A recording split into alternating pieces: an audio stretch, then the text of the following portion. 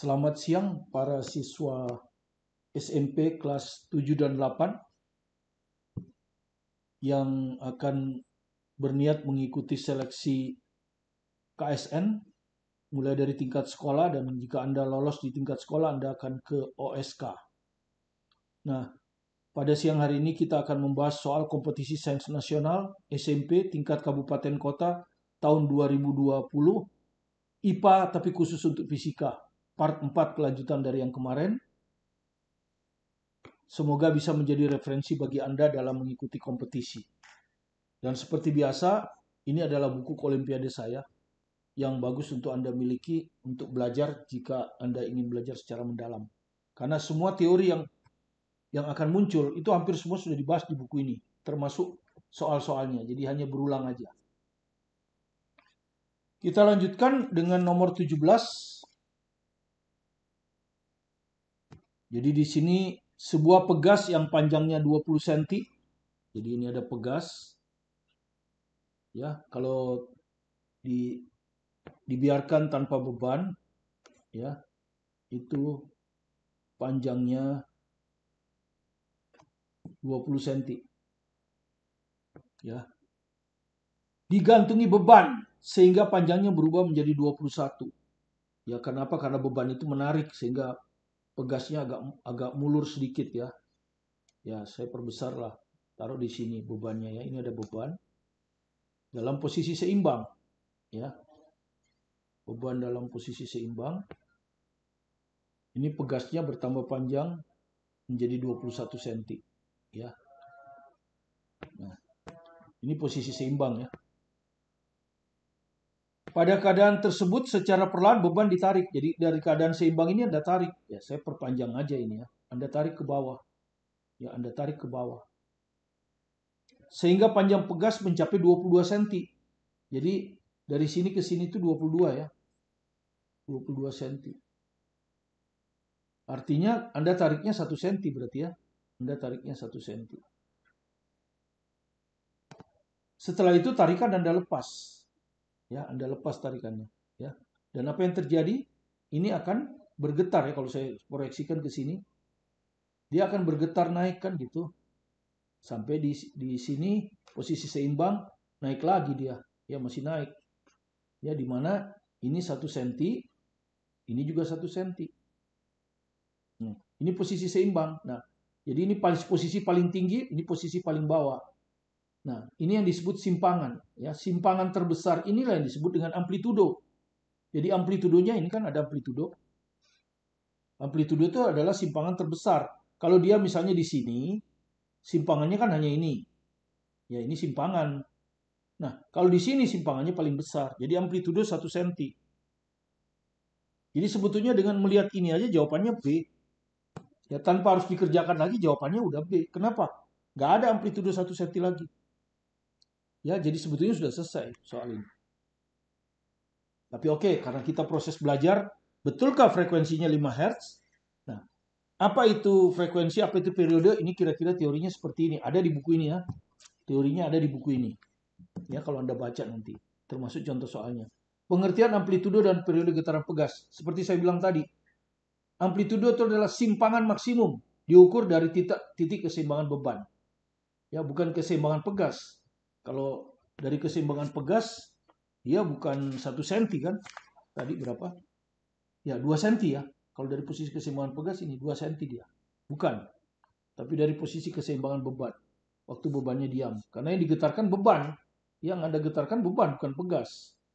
Nah, kalau Anda mulai dari bawah sini, maka dia akan naik sampai titik tertinggi, turun lagi. Nah, jadi kalau dari bawah ya. Nah, ini namanya periode. Dari bawah ke posisi teratas, balik lagi ke posisi bawah. Ini namanya periode. Ini disebut satu getaran. Waktu untuk menempuh satu getaran itu adalah periode.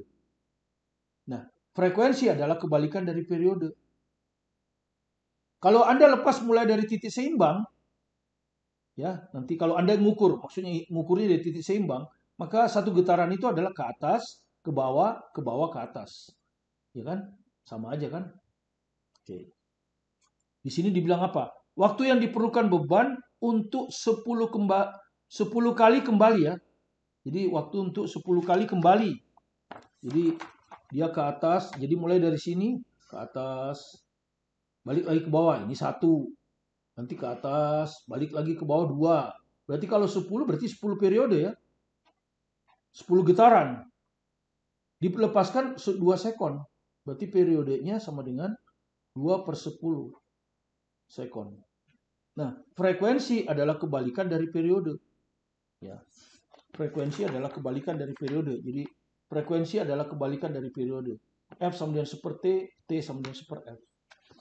Maka kalau periodenya 2/10, kebalikannya ya 10/2 kan, 5 Hz. Tapi sekali lagi ini tidak perlu dikerjakan.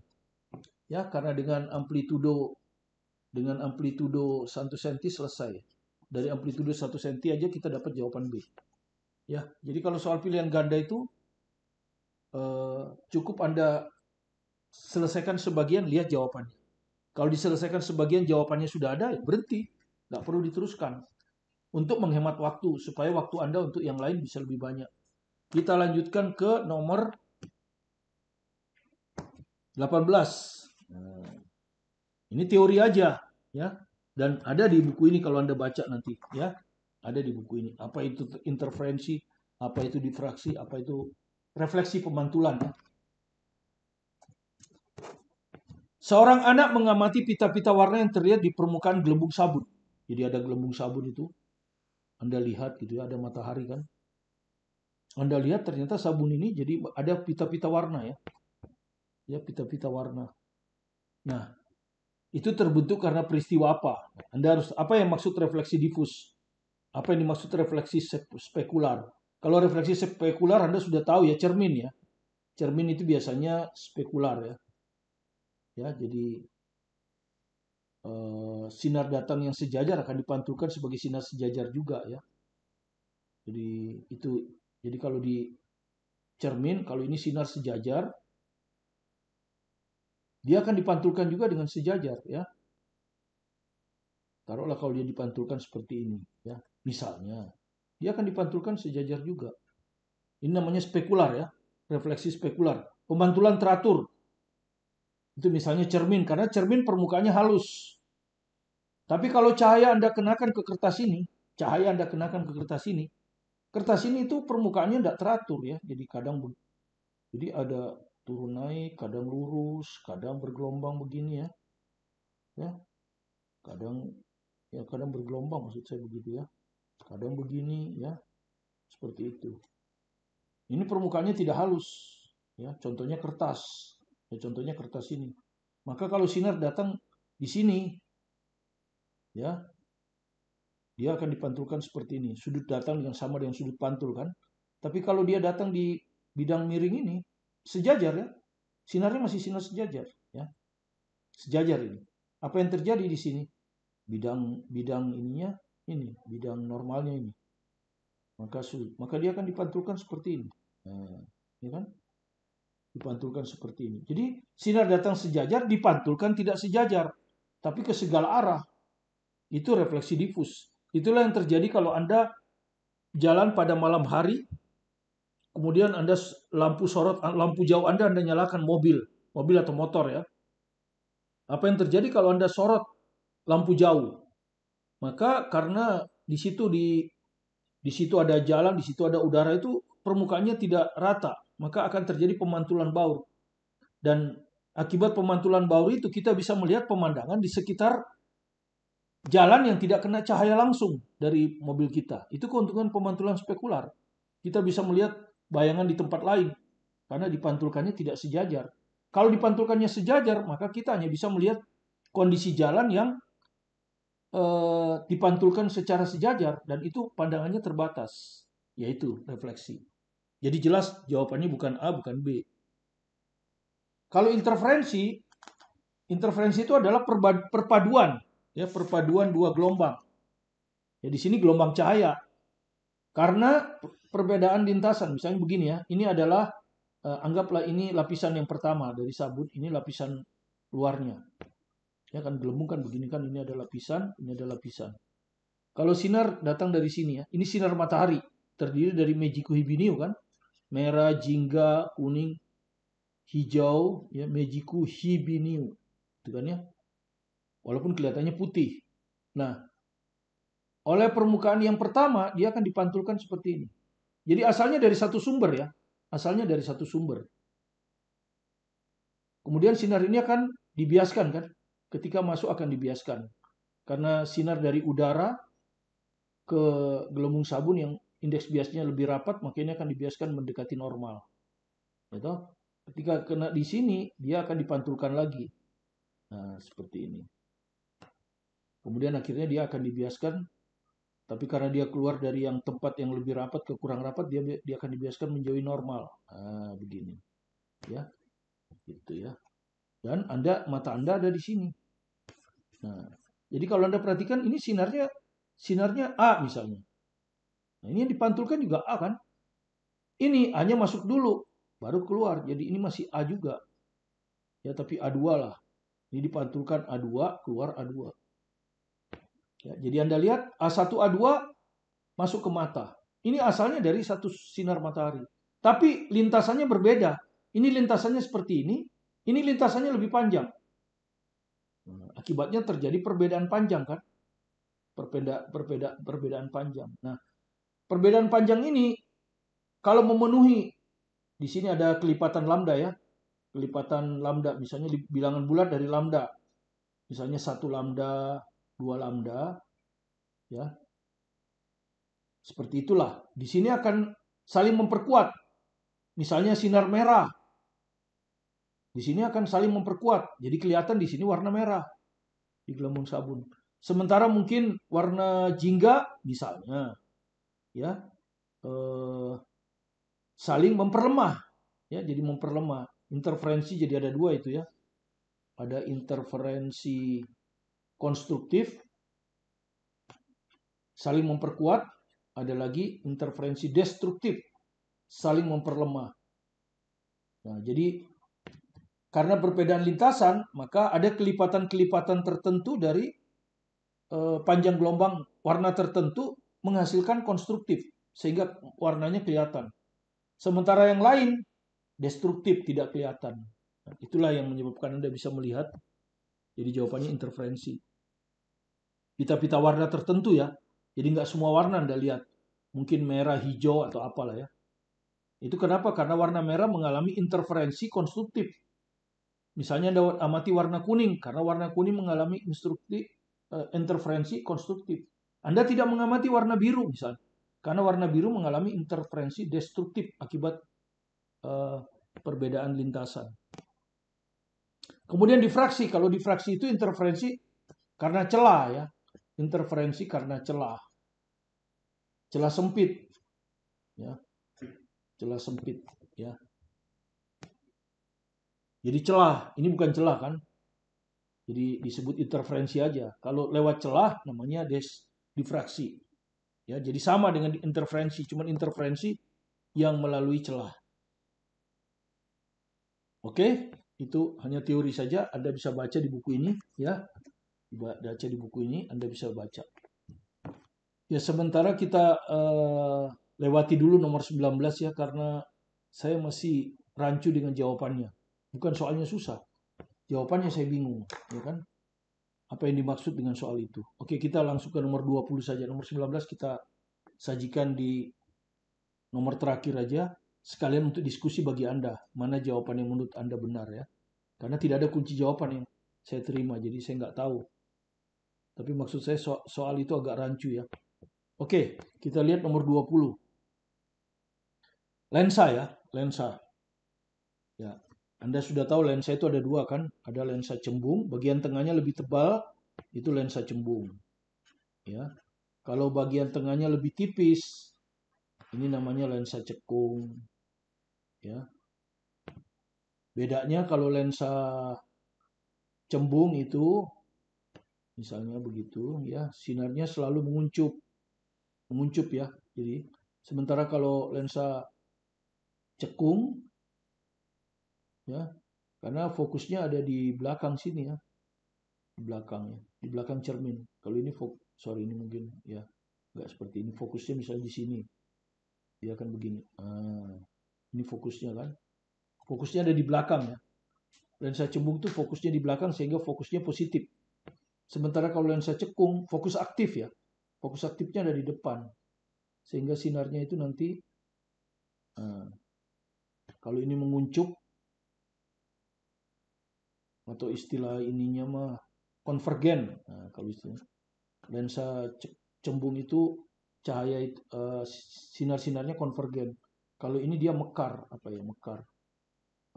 Istilahnya divergen. Ya, jadi bertambah lebar.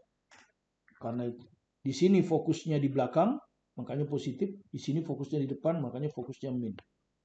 Ya. Nah, ini lensa cembung kan, memiliki panjang fokus 15 cm. Jadi hati-hati kalau lensanya cekung, harus dikasih tanda min ya. Di depan lensa, kalau sinar dari depan sini, ini bagian depan namanya. Ini bagian belakang. Kalau sinar dari sini. Tapi kalau sinar dari sini, ini yang depan, ini yang belakang. Ya sekarang saya ambil aja sinar dari kiri ke kanan. Ini depan, ini belakang.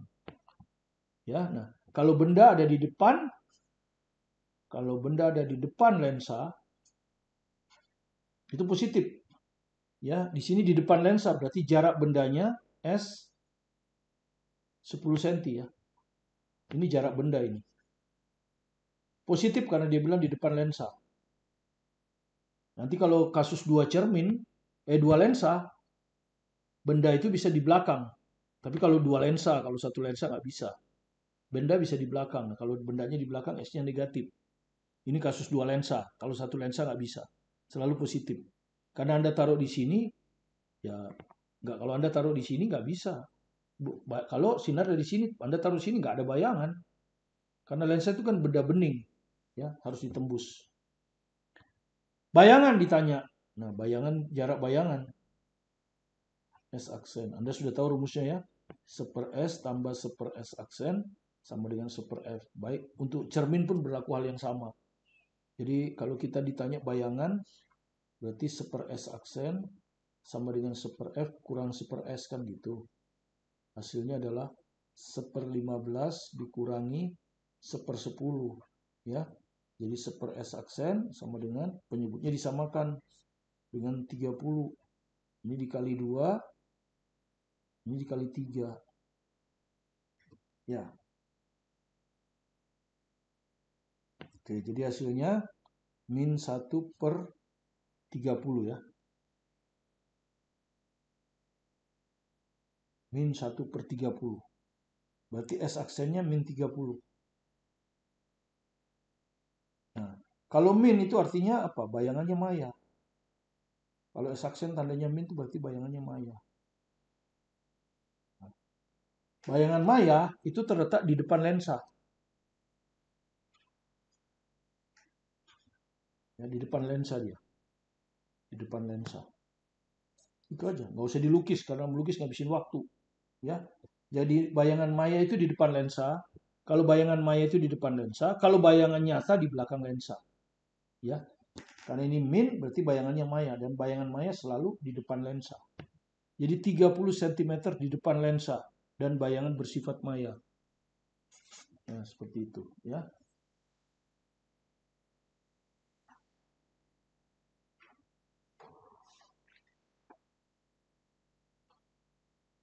Oke, jadi jawabannya A ya.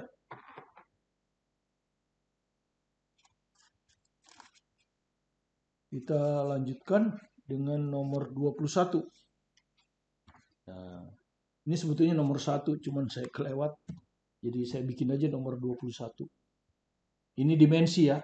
Besaran ini juga teori aja. Besaran fisis berikut yang memiliki dimensi yang sama dengan besaran pokok. Anda tahu besaran pokok itu adalah panjang, massa, waktu. Ya toh? Ya, Anda lihat aja, perpindahan itu panjang. Ya toh? Tapi yang ditanya kecuali ya, kecuali. Berarti perpindahan salah, karena perpindahan ini besaran pokok. Yang ditanya bukan yang besaran pokok. Tinggi badan, itu juga panjang.